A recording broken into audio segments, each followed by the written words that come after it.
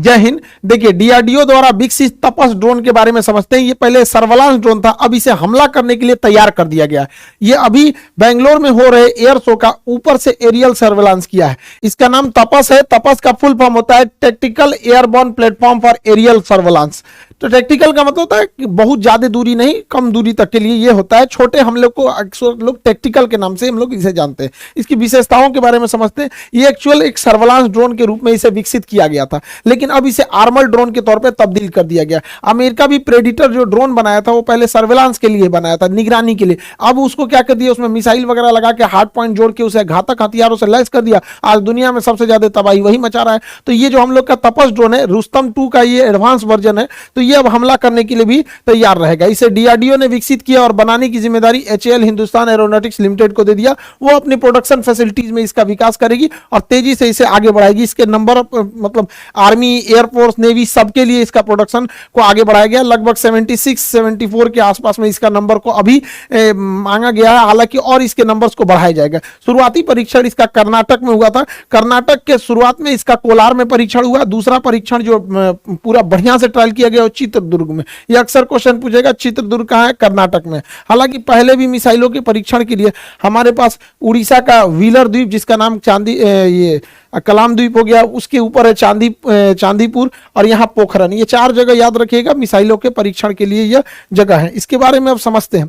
देखिए, इसकी लंबाई जो है वो 31 फीट है। इसकी लंबाई को 31 फीट रखा गया है, जबकि इसके डैनों की चौड़ाई को 67 फीट रखा गया है। यानी इसका डैना जो है विंग स्पैन ज्यादा है। जितना ज्यादा विंग स्पैन रहेगा वो हवा में उतना ज्यादा स्टेबल रहेगा। वो कोई भी चीज स्टेबिलिटी उसकी बढ़ जाती है। इसमें टर्बोप्रॉप टाइप के इंजन लगे गए हैं, जिसके फैन बाहर होते हैं। टर्बोप्रॉप इंजन के फैन क्या होंगे? बाहर रहेंगे। इसमें 3 ब्लेड दिए गए हैं घूमने के लिए, जबकि तुर्की का जो TB2 ड्रोन था उसमें 2 ही विंग्स थे, 2 ही फैन है घूमने के लिए। इसमें 3 फैन है। जो तुर्की ने पूरी दुनिया में हल्ला कर दिया कि उसी का ड्रोन सबसे बढ़िया है। उसका जो ड्रोन है उसमें 2 ही विंग लगे हुए हैं। हम लोग का जो ड्रोन है उसका जो इंजन है वो ज्यादा पावरफुल है। वो 3 टर्बोप्रॉप ब्लेड है, उसमें 130 किलोवाट ये जनरेट करेगा, इतना इसका पावर है। जबकि तुर्की का जो TB2 ड्रोन था वो 75 किलोवाट ही जनरेट करता था। ये तुर्की का यही ड्रोन है जो अजरबैजान की लड़ाई में पूरी तरह से तख्ता पलट कर दिया था, या ये यूक्रेन की सेना का पूरा मदद किया था, यही TB2 ड्रोन। इस ड्रोन की जो सर्विस सीलिंग है, जब ऊंचाई होती है उसे सर्विस सीलिंग टेक्निकल भाषा में बोला जाता है, 35,000 फीट है। 35,000 फीट पे कमर्शियल जहाज उड़ते हैं। इसका मतलब ये जहाज की हाइट पे उड़ेगा, छोटे मोटे चीज नीचे से पकड़ भी नहीं पाएंगे। यहाँ पे इंडोरेंस जो है इसमें कितने देर तक उड़ सकता है, ये तो 18 घंटे की इसकी इंडोरेंस क्षमता है। रेंज जो है ये 1000 किलोमीटर तक जाकर हमला कर सकता है। यहाँ पे इसकी रफ्तार 350 किलोमीटर प्रति घंटा बताई गई है यहाँ पे। अभी इसकी रफ्तार, इंजन और स्मूथ होंगे। इसके खाली वजन, केवल मतलब जो जहाज का वजन है, इस ड्रोन जो है, इस ड्रोन का अकेले वजन 1800 केजी है, लेकिन यह ले जा सकता है 350 केजी का पेलोड। यहीं से इसकी एडवांसमेंट चालू होती है कि 350 केजी के हथियार को यह ले जा सकता है। जबकि तुर्की का जो TB2 ड्रोन था वो महज 150 केजी के ही वजन को ले जा सकता था। 150 केजी में वो 2 से 3 मिसाइलें ही ले जा सकता था, जिस वजह से उसे बार बार वापस आना पड़ता था। दूसरा, ये एक राफेल में मतलब 50 राफेल खरीद, इसको एक राफेल में ये 50 ठो आ जाएगा। और तगड़ा, इतना खतरनाक, जिसका कोई अभी रेट डिस्क्लोज नहीं होता है ये डिफेंस के चीजों की, इसलिए हम लोग इसका अंदाजा लगा सकते हैं, लेकिन ये बहुत सस्ता होता है। इसका रेट अभी किसी को एक्चुअल नहीं पता होता। तो 350 केजी का ये हथियार ले जा सकता है, TB2 ड्रोन से ज्यादा ले जा सकता है। हालांकि तुर्की भी अपने ड्रोन्स को एडवांस कर रहा है। इन ड्रोनों में हार्ड पॉइंट लगाए जाएंगे, 4 हार्ड पॉइंट्स लगाए जाएंगे, 2 इस विंग्स पे, 2 इस विंग्स पे। हार्ड पॉइंट उसे कहते हैं जहां पर हम हथियारों को अटैच कर सकते हैं। तो इसमें 4 हार्ड पॉइंट लगा दिए जाएंगे जहां से हम हथियारों को अटैच कर सके और फिर उससे हम लोग फायर कर सकते हैं।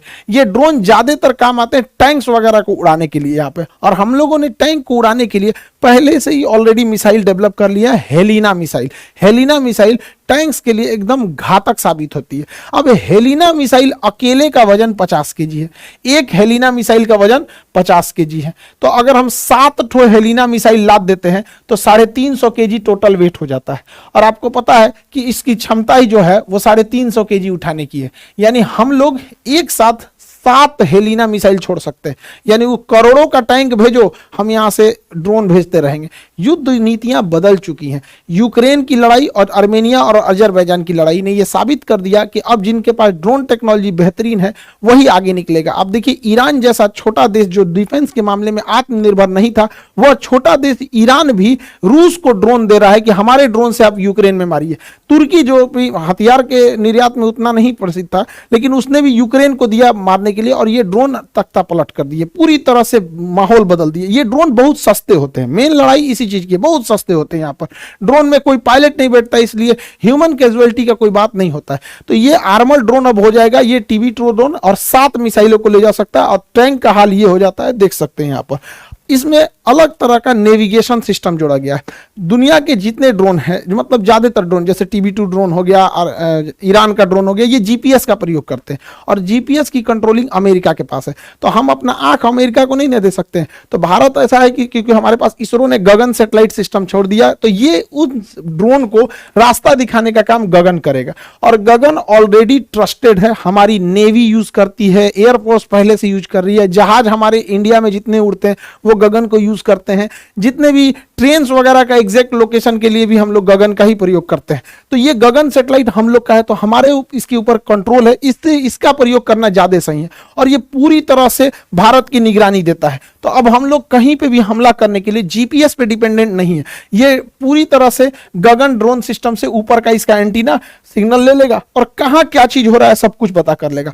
इवन कि ये आपस में लिंक भी होते हैं। अगर कोई कमर्शियल जहाज जा रहा है, इसको कुछ दिखाई दिया तो ये गगन को बता देगा, वो बता देगा ड्रोन को यहाँ पे।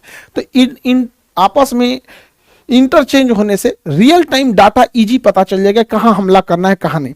अब GPS में कोई डाटा मिल रहा है वो देर से मिलेगा। जैसे अगर किसी को बता दिया कि लखनऊ के ऊपर से एक जहाज जा रहा है, आधा घंटा बाद हम ये सूचना देंगे कि लखनऊ से जहाज जा रहा है, तो जहाज पता नहीं कहां जा चुका रहेगा आधा घंटा में। तो हमें जो भी जानकारी चाहिए रियल टाइम पे, अभी वो जहाज पिन पॉइंट कहां है। तो रियल टाइम डेटा के लिए हमारा गगन सिस्टम बहुत जरूरी है, और ये आपस में इंटीग्रेटेड है, सारी सिस्टम आपस में एक दूसरे से इंटीग्रेट है, जिससे हमें रियल टाइम डाटा लेने में इजी होगा। इसमें नेविगेशन सिस्टम में दुनिया का सबसे एडवांस नेविगेशन सिस्टम डाला गया है यहाँ पे। इसके कैमरे में बिल्कुल HD क्वालिटी को, लेकिन HD क्वालिटी ये देखने के काम में आता है। युद्ध में कितना अच्छा देखते हैं ये मतलब नहीं। जब दुश्मन को देख लेंगे तो आप भी दुश्मन को मार देंगे और दुश्मन भी आपको मार देगा। या सारी लड़ाई आज बियॉन्ड विजुअल रेंज है, हमारे नजरों से दूर की लड़ाई हो गई है, छुप के लड़ाई हो गई है, अंधेरे में हो गई है। तो अब वो HD काम नहीं आने वाला लड़ाई में, अब टेक्नोलॉजी काम आएगी। तो उसमें क्या काम आएगा, देखिए नाइट विजन यहां नीचे सर्वेलांस के लिए लगाया गया है। इसमें नाइट विजन भी दिया गया है और साथ में इसमें थर्मल कैमरा भी दिया गया है। देखिए नाइट विजन होता है कि हमें अंधेरे में देखने की सहूलियत दे देता है नाइट विजन, जबकि थर्मल कैमरा ऐसा नहीं होता है। थर्मल कैमरा हम गर्मी को भांपता है, कहाँ का टेम्परेचर ज्यादा है उसको गर्म करके दिखाता है। जैसे ये हिरन है, इनका टेम्परेचर ज्यादा था तो इनको इस कलर से दिखा दिया, बाकी के पेड़ पौधों का टेम्परेचर कम था तो उसको अलग कलर से दिखाया। तो ये होता है थर्मल कैमरा और ये होता है नाइट विजन। अमूमन ऐसा लगता है कि जब नाइट विजन कैमरा ही है तो थर्मल की जरूरत क्या है। देखिए नाइट विजन से अच्छा थर्मल होता है। रीजन क्या है, अगर इन हिरन को ऊपर एगो तिरपाल ओढ़ा देते हैं या चादर से ढक देते हैं, या हिरन के जगह अगर फौजी रहते हैं ढक लेते हैं अपने आप को, तो नाइट विजन उसे नहीं देख पाएगा कि इसके अंदर आदमी है। और यही काम आ जाता है थर्मल कैमरा। अगर आप इनके ऊपर चादर से ढक भी देते हैं तो इनके बदन की गर्मी थोड़ी ना खत्म हो जाएगी, तो ये गर्मी को पहचानता है। इसलिए थर्मल कैमरा ज्यादा अच्छा होता है ये क्या नाम है डिफेंस के मामले में नाइट विजन से। लेकिन कब किसकी जरूरत पड़ रही है तो नाइट विजन में भी देख लेगा, दिख रहा है, थर्मल में भी देख रहा है, एकदम एक्यूरेट पता चल जाएगा। तो ये दोनों सिस्टम इसमें लगा के दिया गया है हमारे तपस ड्रोन में। निगरानी इसके जो नेविगेशन सिस्टम है बहुत बेहतरीन है। इसके अलावे अब देखिए, हमको जब आसमान में कोई चीज उड़ रही होती है तो हमें चाहिए, थर्मल कैमरा क्या करता है कि छोटी सी छोटी चीजों को दिखाने लगता है कि हाँ मुंह, यहाँ नाक के पास का टेम्परेचर ज्यादा है, हथेली का टेम्परेचर कम है, माथा का ज्यादा है, तो कई कलर से दिखाने लगता है। इससे कंफ्यूजन होने लगता है। इसलिए उससे बेटर है infrared sensor, IR sensor, infrared system. Infrared system में क्या होता है, इसमें कंप्यूटर में सेव कर दिया जाता है कि ज्यादा टेम्परेचर को दिखाना है, बाकी को काला कर देना है। तो अगर इसमें सेट कर देंगे कि 400 डिग्री सेल्सियस को दिखाना है, तो देखिए कोई भी जहाज चलेगा तो उसका इंजन 400 डिग्री सेल्सियस होता है। या इसमें सेट कर दीजिए इसके सिस्टम में कि 200 डिग्री सेल्सियस से टेम्परेचर ज्यादा रहेगा तो ही स्क्रीन पे दिखाना, अदरवाइज में मत दिखाना।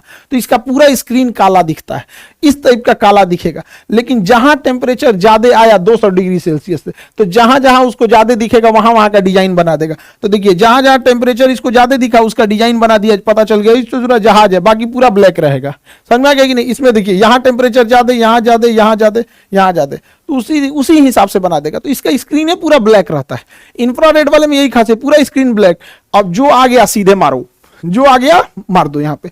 तो इस पे इससे भी अटैक करने में इजी हो जाएगा। यहाँ पे देखिए इसका टेम्परेचर ज्यादा था तो पकड़ लिया, तो इंफ्रारेड। तो नेविगेशन की कितनी बेहतरीन व्यवस्था रखी गई। लेकिन ये सारा नेविगेशन फेल हो जाता है, जानते हैं कब? जब कोई जहाज ग्राउंड पर हो और उस ग्राउंड के जहाज का इंजन ऑफ हो, तो पकड़ना काफी मुश्किल होता है। तो अभी के समय में सबसे एडवांस टेक्नोलॉजी है वो है synthetic aperture radar. Synthetic aperture radar कैसे काम करता है उस सिस्टम को भी इसमें दिया गया है, सिंथेटिक अपर्चर रडार को। अब समझ में आता है आत्मनिर्भर का फायदा क्या होता है। ये सारा सिस्टम इसरो ने दे दिया है, सारा सिस्टम इसरो के पास है। सिंथेटिक अपर्चर रडार तो कुछ इसरो ने दे दिया, कुछ DRDO ने दे दिया, कुछ HAL ने दे दिया, पूरे मिलके आपस में काम करते हैं सब। तो सिंथेटिक अपर्चर रडार क्या है? ये देखता ही नहीं, अंधा होता है। सिंथेटिक अपर्चर रडार वो अंधा की तरह काम करता है। अंधा कैसे ऐसे छू छू के निशाना ऐसे छूता है, अरे क्या चीज है, ओ हो कोई आदमी खड़ा है, ऐसे टच कर लेता है। वैसे ही वो वेव छोड़ता है, तरंगों को छोड़ता है। अब जैसे हमारे ऊपर कोई तरंग छोड़ेगा तो नाक से जो तरंग टकराएगी वो पहले ही चली जाएगी, जो गाल से टकराएगी वो थोड़ा बाद में जाएगी, क्योंकि नाक ऊपर है गाल नीचे है। तो उसी तरह से अलग अलग जगह से टकराएगी तो अलग अलग तरंगे उठेंगी। जैसे सिंपल सी बात बताते हैं, हम आटा सान लेते हैं, ठीक है, आटा सान के अपने मुंह पे इसे चिपका देते हैं इसे। और जब इसको नोचेंगे तो मेरा थुथुर का चेहरा उस आटा में चिपक जाएगा, तो पता चल जाएगा कि हाँ इसका सांचा ले लिए हैं। यही काम करता है अपर्चर रडार। ये जिसके ऊपर से गुजरेगा तो उसके ऊपर से पूरी तरह से वेव छोड़ देगा, ऐसे पूरा वेव छोड़ देगा और देखेगा कौन वेव कितनी ऊंचाई से टकरा के आ रहा है। जैसे इधर साइड साइड में घास था, बीच में यहाँ रनवे था, तो रनवे वाला अलग आ गया, ये टैक्सी वे वाला अलग आ गया, पेड़ पौधे का अलग आ गया, तो पूरा स्कैन कर लेता है। अब इसमें कोई छुपा रहे या नहीं, अब कोई छुपा भी रहेगा तो उसके जगह गोल बना देगा कि भैया तरंग यहाँ पहले ही आ गई है, जमीन तक नहीं गई है। तो ये सिंथेटिक अपर्चर रडार से भी रियलाइज किया गया, यानी इसमें पूरी तरह से नेविगेशन जो भी एडवांस अभी के लेटेस्ट टेक्नोलॉजी पे। हालांकि इसमें हमला करने के लिए एक और लेटेस्ट टेक्नोलॉजी जोड़ा गया, laser guided system. Laser guided system क्या होता है? देखिए जमीनी लड़ाई में आप फौज को नकार नहीं सकते, चाहे जितना भी टेक्नोलॉजी आ गया, फौज वहां खड़ी रहती है। कई बार फौज को दिख जाता है कि वहां दुश्मन का तोप है, वहां दुश्मन का टैंक है, वहां दुश्मन का बस जा रहा है, ट्रक जा रहा है, तो वो फोन करेंगे, अरे दुश्मन का ट्रक उधर गया है, आओ आओ आओ आओ। अरे तो जहाज आएगी, फिर खोजेगी किधर गया किधर गया, अरे हमको नहीं दिख रहा है, तो कहेगा दाहिने मुड़ो बाएं मुड़ो। अरे वो जहाज से कैसे देख पाएगा दाहिने मुड़ो कि बाएं मुड़ो? जहाज से दिखेगा तो कोई चीज में उठपटांग दिखता है, समझ में नहीं आएगा। तो यही काम आता है लेजर। जैसे देखिए यहां एक आदमी लेजर मशीन लेके खड़ा रहेगा, इस साइड में लेजर मशीन लेके खड़ा हो जाएगा। ये लेजर मशीन से दुश्मन के टैंक के ऊपर वो लेजर लाइट चलाएगा। अब लेजर लाइट दिन में किसी को चला दिखा दीजिएगा तो उसको क्या समझ में आएगा? तो इस बेचारे टैंक को कुछ पता ही नहीं है, दुश्मन का ये टैंक है, इसको कुछ पता ही नहीं है कि इसके ऊपर किसी ने निशाना भी लगाया है। एक्चुअल में इस पे तो निशाना ही नहीं लगाया है, उसने तो इस टैंक के ऊपर केवल एक रोशनी छोड़ी है, लेजर की रोशनी। अब ये लेजर रोशनी यहां बिखरने लगेगी, जैसे यहां बिखरेगी, अब ये बिखरेगी तो तरंग बनेगा और इसे रडार से पकड़ लिया जाएगा कि यहां पर कोई ना कोई हलचल हो रहा है, और वह हलचल देखकर ऊपर से उड़ता हुआ ड्रोन या फाइटर जहाज आ जाएगा और वो समझ जाएगा, ओ भाई साहब हलचल कहां हो रही है, तो इसी पर बम गिरा देगा इसी के ऊपर। देखिए इसने मारा नहीं, इसने केवल निशाना लगा दिया इस पर।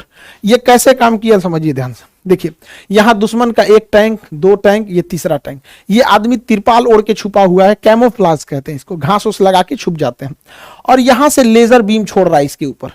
जैसे लेजर बीम इसके ऊपर छोड़ेगा तो ये लेजर बीम जाने के बाद यहां से स्कैटर्ड होकर बिखर जाएगी, जिससे यहां पर बिखरेगी तो मशीनें उन तरंगों को पकड़ लेगी। रडार इन बिखरे हुए तरंगों को पकड़ लेगा। रडार जैसे इस बिखरे हुए तरंगों को पकड़ेगा तो हमारा ड्रोन या हेलीकॉप्टर या फिर फाइटर जहाज इस डायरेक्शन में चल देंगे कि ओ ससुरा यहीं मारो बम धड़ाम से। अब ये ड्रोन लेके पहुंच गया और नीचे से मार दिया मिसाइल और मिसाइल जाके सीधे हिट कर देगी। इसने एक भी गोली नहीं चलाया, लेकिन इसने सारा कांड करके रख दिया। इसे कहते हैं लेजर डेजिग्नेटर। यही डिसाइड करता है कि लेजर कहां जाएगा। इसको क्या पता चलेगा? अच्छा, हमारे ही ऊपर कोई लेजर लाइट इसे थोड़ा सा जला देगा तो क्या पता चलेगा? कुछ नहीं पता चलेगा। लेकिन वो बिखरेगा तो रडार छोटे से छोटे चीजों को पकड़ लेता है, जिस वजह से वहां पे आके हमला किया जा सकता है। तो ये अभी की सबसे खतरनाक टेक्नोलॉजी है। देखिए यहां पर इसने यहां से लेजर लाइट इसको दिखाया, ये बेचारा चुपचाप जा रहा है, कह रहा है चलो जी जाइए रहे हैं, हम भी चलते हैं, तुम भी चलो। ए ससुरा तूने आ गया, ऊपर से आगे आओ, क्योंकि इसकी लेजर जहां पे निशाना लगा रही होती है ये तुरंत जानकारी सैटेलाइट को दे देती है, सैटेलाइट जहाज को दे देती है और जहाज आके इसको मार देता है। तो आज का जो सिनेरियो है लड़ाई का वो कंप्लीटली चेंज हो चुका है। तो तपस ड्रोन अब सर्विलांस नहीं रह गया, बल्कि अब यह हमला करने के लिए तैयार हो गया है। डिफेंस के सेक्टर में जो भी चीजें नहीं होती उसको याद रखते रहिएगा, क्योंकि अब साइंस एंड टेक्नोलॉजी के सेक्टर में क्वेश्चन पूछने का दायरा